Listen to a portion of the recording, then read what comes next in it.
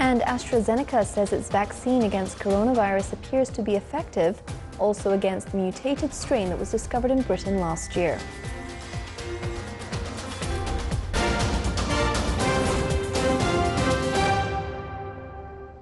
Those are the headlines, and now for the news in detail. The Sultanate, in a statement issued by the Foreign Ministry, welcomes the information about the formation of a new Libyan interim government and praises the efforts exerted by the United Nations with the support of active countries in this issue, and hopes that it will contribute in achieving security, stability and development in Libya to meet the aspirations of the brotherly Libyan people.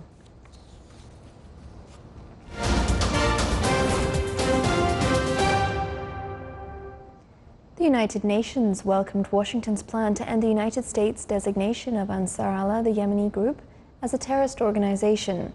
This comes after the United States announced that it intends to cancel the classification of Ansar Allah from the blacklist, indicating the need to mitigate one of the worst humanitarian crises in the world.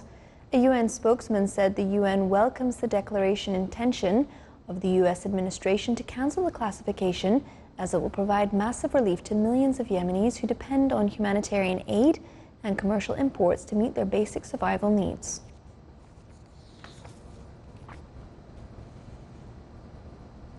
Judges at the International Criminal Court yesterday found the court has jurisdiction over war crimes committed in the Palestinian territories, paving the way for a possible criminal investigation despite Israeli objections. The decision prompted swift reactions from both Israel, which is not a member of the court and rejects its jurisdiction, and the Palestinian Authority, which welcomed the ruling. ICC prosecutor Fatou Bensouda said her office was studying the decision and would decide what to do next, guiding strictly by its independent and impartial mandate to prosecute grave war crimes and atrocities when countries are unable or unwilling to do so themselves. The ICC judge said the decision was based on the fact that Palestine had been granted membership to the tribunal's founding treaty and had referred the situation to the court. The judge said the jurisdiction decision does not imply any attempt to determine Palestinian statehood, which is uncertain, or national borders. U.S. Secretary of State Anthony Blinken suggests the Iranian issue and other issues in the virtual meeting with his counterparts from Britain, France and Germany. Meanwhile, the group is studying how to revive the Iran nuclear deal. These high-level talks represent the latest step by President Joe Biden's new administration to explore how to revive the nuclear deal that Iran signed with major powers in 2015, which the former President Donald Trump abandoned in 2018. In a related context, Russian Foreign Minister Sergei Lavrov, during a meeting with the foreign policy chief of the European Union, Joseph Borrell, in Moscow, expressed his country's readiness to cooperate with the European Union to revive the Iranian nuclear deal. Lavrov considered that the Iranian nuclear agreement is in grave danger, calling on the United States to define its measures regarding the Iranian nuclear agreement. AstraZeneca said the vaccine it has developed against coronavirus appears to be effective against the mutated strain that was discovered in Britain late last year. This announcement is similar to the previous reports, results from other vaccine manufacturers, including Pfizer and Moderna. Andrew Pollard of the University of Oxford, who helped develop the AstraZeneca vaccine, said that the vaccine also appears to reduce the amount of virus in people with COVID-19, which can slow the spread of the disease.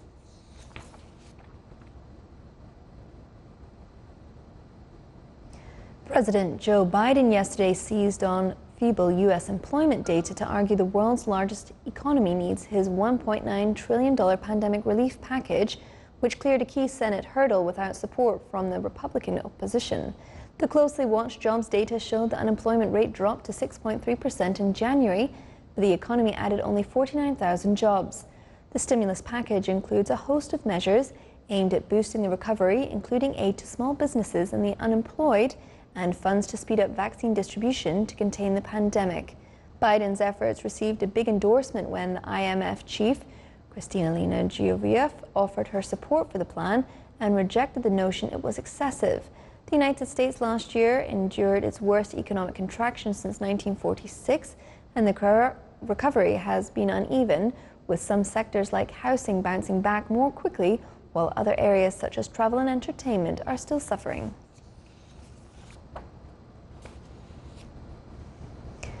Firefighters battling a devastating bushfire that has destroyed 86 homes on the outskirts of Perth in Western Australia hope heavy rain forecast over the weekend will help douse the flames.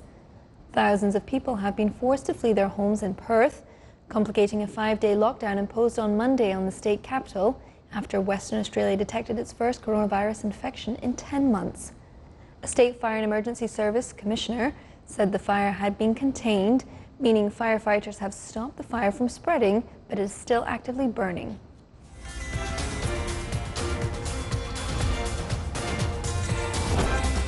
Still to come in a news bulletin.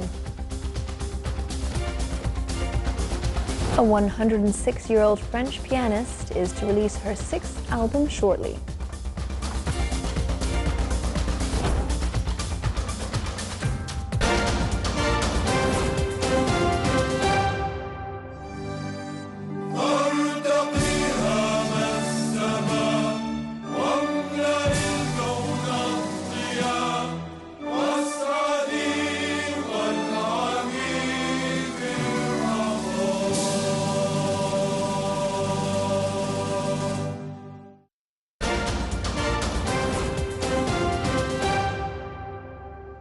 Welcome back to the news from the Sultan of Oman television.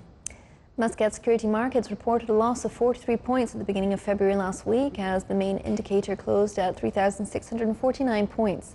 Most of the sectorial indicators witnessed a drop with exception to Sharia compliant market that rose by 6 points.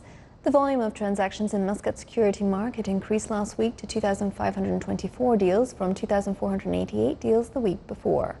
However, the transaction value dropped from 7 million to 6.5 million Omani Riyals. The total value of private deposits with commercial banks in the Sultanate has increased by 11% to reach more than 14 billion Omani Riyals in November 2020, compared to more than 12 billion Omani Riyals in the same period in 2019. These deposits are time, saving and demand deposits. The IPO of Oman Real Estate Fund will be closed on Tuesday after the Capital Market Authority had agreed to extend the IPO deadline. The extension was based on a request from a number of individuals to extend the subscription period, as the funds give greater opportunity for foreigners wishing to own real estate projects directly. The fund is open for subscription to both Omani and non-Omani individuals and juristic persons. Oman Real Estate Fund is one of the largest real estate funds in the Sultanate and the Gulf states, where the total value of the capital is $170 million US, with a diversified portfolio of up to 20 individual real estate assets, including a mix of residential, commercial, and offices.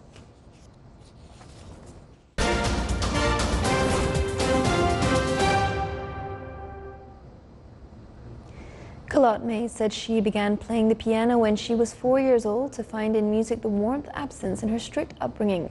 Today, at the age of 106, her playing still exudes the greatest tenderness, and sitting at the piano, one of 4 in her Paris apartment, her agile fingers seem to barely touch the keys as she sways to the sound. May said it's her food for the spirit and for the heart. Born in 1914 into a middle-class family, she was homeschooled by her strict mother while her father managed a fertilizer plant. She then went on to study at the Paris School of Music before embarking on a long career as an accompanist at music schools in the capital. Mays credits yoga and finger gymnastics for keeping her nimble. If she stops playing, she would need to feed her imagination somehow. Mays has just recorded her 6th album, slated to be released in April. Last year, she recorded pieces by Debussy and another major French composer, Eric Satie.